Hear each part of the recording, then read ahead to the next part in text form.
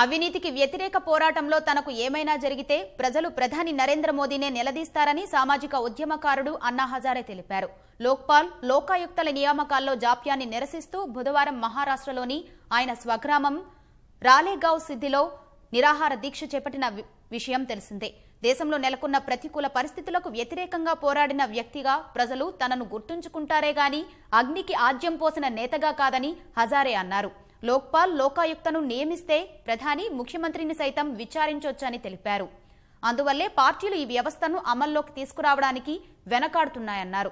అన్నా హజారే దీక్ష పట్ల ప్రధాని మోదీ సరిగా స్పందించడం లేదని రాలేగావ్ సిద్ది గ్రామస్తులు తీవ్ర ఆగ్రహం వ్యక్తం చేశారు. ప్రజలంతా కలిసి శనివారం గ్రామంలో నిరసన ప్రదర్శనలు చేపట్టారు. కొంతమంది యువకులు, మహిళలు స్థానికంగా ఉన్న ఒక టవర్ ఎక్కి నిరసన తెలిపారు. దీక్షకు సంబంధించి అన్నా హజారే జనవరి 1న ప్రధానికి లేఖ రాశారని, స్పందించిన ప్రధానమంత్రి కార్యాలయం కేవలం ధన్యవాదాలు, శుభాకాంక్షలు మాత్రమే తెలియజేశారంటూ గ్రామస్తులు ఆగ్రహం వ్యక్తం చేశారు.